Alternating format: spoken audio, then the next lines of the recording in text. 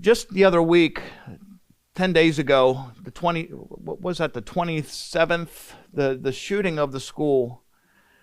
So sad. And let's make clarification right now. This was the shooting at a Catholic mass. This was a shooting during a church service. And Paul proclaims in the book of Acts, truly these times of ignorance God overlooked, but now commands all men everywhere to repent, because he has appointed a day on which he will judge the world in righteousness by the man whom he has ordained. He has given assurance of this to all by raising him from the dead. Obviously, he's talking about Jesus. Every time we have one of these things happen, horrible, horrible in every way, there's a lot of blame that's cast, and I'm not going into the blame that's cast this morning. What I always do, and what I usually do, is when I see something like an event like this happen, I take a step back and don't get into a lot of the bantering. I don't follow a lot of the bantering. What I do is I look at the banterers. And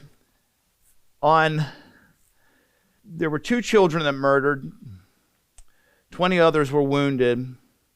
I was reading a story that the accounts were saying how the pews saved the people, because the thick wood pews. You all complain. I mean, it's like we need to bring back thick wood pews maybe, and get rid of the padding. Those thick wood pews stopped bullets.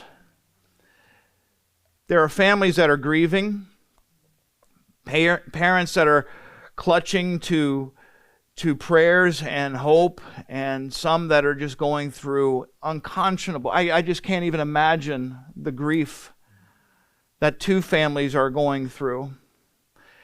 And rightfully so, Americans everywhere say, we're praying, we're offering prayers. Barely after the smoke had cleared, the mayor of Minneapolis sneered, these kids were literally praying when they were shot. Why offer thoughts and prayers? The former press secretary of the White House mocked prayers, saying prayer isn't enough. Let this sink in. Let this sink in now. Step away from politics. Step away from all this. Instead of grieving with the broken, instead of calling a city to turn back to God, leaders mocked the most important thing we can do in the world right now. Is pray. 2 Chronicles 7:14 begins, if my people will humble themselves, first of all, turn from their wicked ways, seek my face, and pray. We need prayer.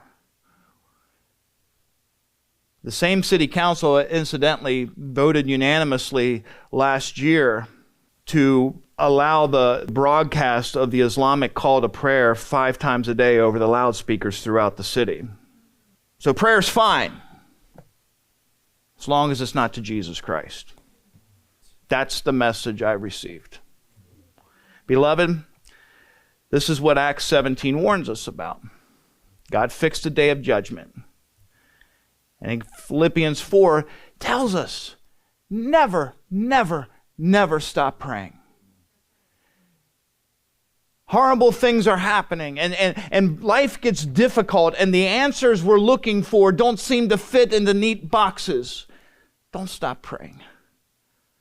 Don't let the coldness of this world steal the joy and the warmth of your heart and your fellowship with your Lord and your God. Because if I come to a day where I'm in that kind of grief, the greatest comfort that's going to come to me, and the greatest comfort that has come to me in times of grief, is that I have beloved people praying.